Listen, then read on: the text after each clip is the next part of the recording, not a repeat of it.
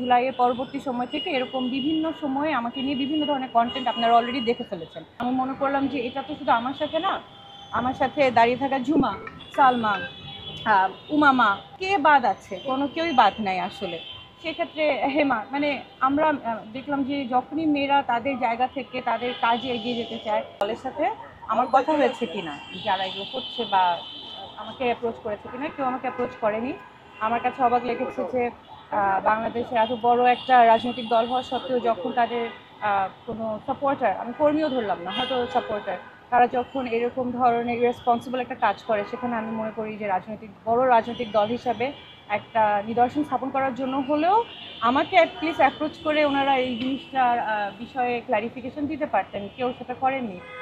উল্টো আমি দেখেছি যে আমাকে বিভিন্নভাবে ওইটা রিশেয়ার রিপোস্ট করে করে আরও বেশি হ্যারাস করা হচ্ছে, এবং এই যে কন্টিনিউয়াসলি আমাকে হ্যারাস করা হচ্ছে, তার উপরে আমার ফিচার্স ইউজ করে, আমার ছবি দিয়ে এআই ইনডিউস করে, এআইকে ইউজ করে এনেবল করে এরকম বিকৃত ছবি এবং ভালগার ছবি বানানো, এটার এগেনস্টে আমি আজকে আসলে মামলাটা দায়ের করি সাইবার থানার, হ্যাঁ সাইবার সুরক্ষা আইনে। তো আমার যেটা কথা হচ্ছে যে এই মামলাটা আপনি জিজ্ঞেস করেছেন যে কেন করেছি বা করলাম, অনেকবার চিন্তা করেছি আদৌ মামলা করব কি করব না, কি করব। আমার আসলে জুলাইয়ের পরবর্তী সময় থেকে এরকম বিভিন্ন সময়ে আমাকে নিয়ে বিভিন্ন ধরনের কন্টেন্ট আপনারা অলরেডি দেখে ফেলেছেন, যেগুলো আপনারাও জানেন, অন্যরাও হয়তো বুঝে যেগুলো ফেক। অ্যান্ড এটা বোঝা সত্ত্বেও আসলে আমি দেখেছি যে এগুলাকে বারবার জিইয়ে রাখা হয়, এবং আমি আমার প্রশাসনিক জায়গা থেকে বা আমি আমার একাডেমিক জায়গা থেকে কিছু বললে, কিছু করলে সেটাকে তো আমি ওন করে বলি, আমি তো বলি যে আচ্ছা ঠিক আছে, এটা this is what is happening. আমি সত্যটা তুলে ধরলেই সেটা আসলে সত্য তো সত্য, এটা কারো এগেন্সে যাবে, কারো পরে যাবে, সেটা তো আমার দেখার বিষয় না, আমি তো কাজে আছি। তো এটাকে ইউজ করেই, যেখানে আমার কোনো রাজনৈতিক সংশ্লিষ্টতা নেই, আমি কোনো রাজনৈতিক দলের সাথেও না, আমি একটা সাধারণ শিক্ষক, সেখানে আমাকে সেই 1 বছর ধরে এগুলো কন্টিনিউয়াসলি চলেই যাচ্ছে, এটার কোনো আসলে প্রতিকারও আমি পাচ্ছি না, কোনো শেষও হচ্ছে না।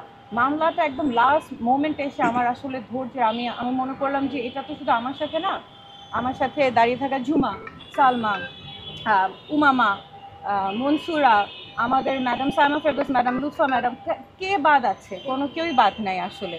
সেক্ষেত্রে হেমা মানে আমরা দেখলাম যে যখনই মেয়েরা তাদের জায়গা থেকে তাদের কাজে এগিয়ে যেতে চায় বা সত্যের পথে এগিয়ে যেতে, তখনই আসলে তাদেরকে নিচে নামানোর জন্য এভাবে সেক্সুয়াল হ্যারাসমেন্ট, অনলাইন বুলিং, এগুলো চলতেই আছে। তো আমি মামলাটা করেছি, ইটস এ মেসেজ। আমি তো বলেছি যে যারা অজ্ঞাতনামাও আছে, পরবর্তীতে যদি এগুলো কন্টিনিউ করে তারাও এই মামলার মধ্যে যেন চলে আসে। এই জিনিসটা আসলে আমরা মানে আমরা ভয়ও পাওয়া উচিত না, যেটা আমি 1 বছর ধরে অ্যাভয়েড করে গিয়েছি যে হ্যাঁ ডাই ডাউন করে যাবে, সব কিছু মিটিগেট হয়ে যাবে, হয়তো একটা টাইমে যে এগুলো আর থাকবে না। আমি দেখেছি আসলে হয় না, ওরা আমাদেরকে উইক মনে করে এবং কন্টিনিউয়াসলি এটা করতে থাকে, which is why আমি মনে করেছি যে it is time to step up. আমি আসলে আমার জায়গা থেকে আমি মামলাটা করব। মিডিয়ার কাছে